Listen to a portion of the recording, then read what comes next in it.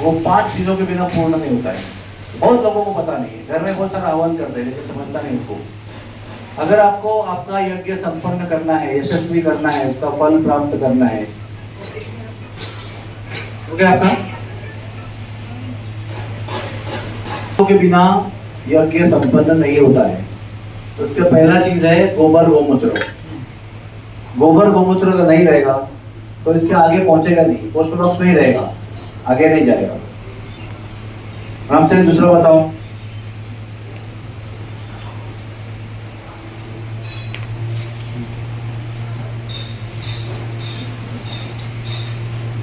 ब्राह्मण भोजन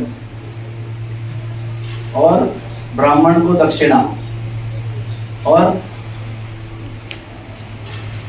तो एक्सपर्ट है, कितनी बार रिकॉर्डिंग कर चुका है। महाभारत का कथा और एक है महाभारत की कथा। महाभारत की छोटी से छोटी कथा क्यों न हो, बिना कहे पृथ्वी पर कोई भी यज्ञ संपन्न नहीं होता है। चाहे वो विमानतनयन आज का हो या विवाह का हो या गर्भदान का हो या गर्भ संस्कार का हो, कोई भी संस्कार हो, संस्कार वाले यज्ञ और उत्सव वाले यज्ञ, वस्तु वाले यज्ञ, ये उत्सव वाले यज्ञ होते हैं। विवाह वाला उत्सव वाला होता है, नामकरण उपनयन होता है ना, जनीन संस्कार, वो सब संस्कार होते हैं। महाभारत की महिमा में लिखा है कि महाभारत की कथा बताए बिना ये यज्ञ संपन्न नहीं होता है, इसलिए ये कथा बताना बहुत जरूरी है। तो जब ही विष्णुदेव ने 3 कन्याओं का हरण किया, उनका नाम क्या था? अम्बा, अंबिका, अंबालिका। तो वो काशीराज के दरबार में जाकर स्वयंवर में तीनों को पकड़ के लेके आए। सब लोग देखते रह गए, तो ये सबके सामने उठा के ले गए, कोई कुछ नहीं कर सका। जब पहुंचा दिया हस्तिनापुर में तो मैया के पास गए, तो सत्यवती ने कहा, सत्यवती को अम्बा ने कहा, अरे मेरा तो मैंने हृदय शालों को दे चुकी हूँ, तो मैं अभी कैसे शादी करूंगी आपसे और आपके बच्चों में।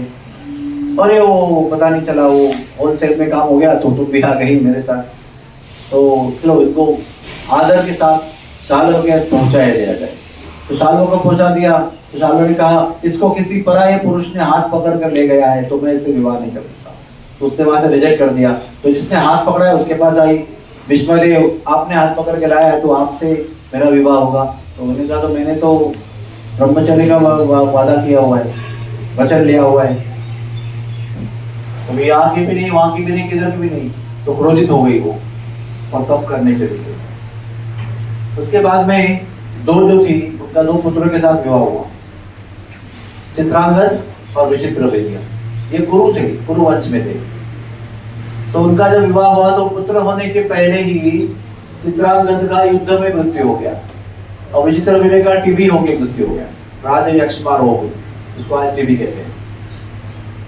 कभी संतान कहाँ से होगी राजा के लिए, राजा कैसे कोई बनेगा, नॉट पॉसिबल।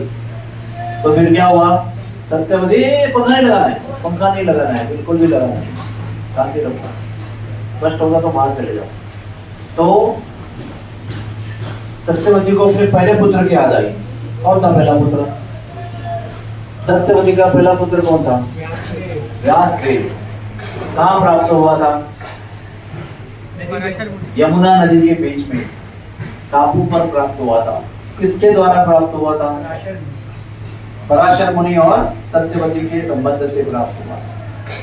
तो पहले पुत्र की याद आई तो पुत्र को स्मरण किया, स्मरण करते उसने वरदान दिया था, जब स्मरण करोगे तुरंत आ जाएगा। तो तुरंत आ गया, बोला भैया क्या आ गया है कि इनमें संतान उत्पन्न करो, क्योंकि तो आप एक वजह से गुरु हो, पहले पुत्र हो। तो उन्होंने कहा भैया मेरा तो तपस्वी स्वरूप है, बहुत ज्यादा कठोर हो गया, मेरा स्वरूप बहुत उग्र हो गया है, उसको देखकर किसी कन्या को आकर्षण नहीं होगा, तो मेरे पास समय नहीं है तुम्हारे क्या कहते हैं रिजुविनेशन, रिफर्बिशन करने के लिए मेरे पास टाइम नहीं। ओके, जैसे ठाकुर जी की इच्छा है। तो वो पहली रानी के पास गए। पहली रानी ने देखते ही आंखें बंद कर ली डर के मारे। तो मंत्रोच्चारण हुआ, हमारे जैसा नहीं होता है, मंत्रोच्चारण करके पुत्र प्राप्त हुई।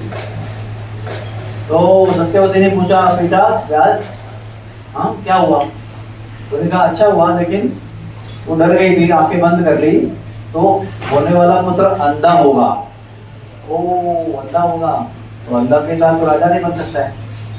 और एक बात ट्राई करो दूसरे जाने के पास। तो अंबाले के पास गए तो पहले खबर मिल चुकी थी बहुत डेंजरस मामला है,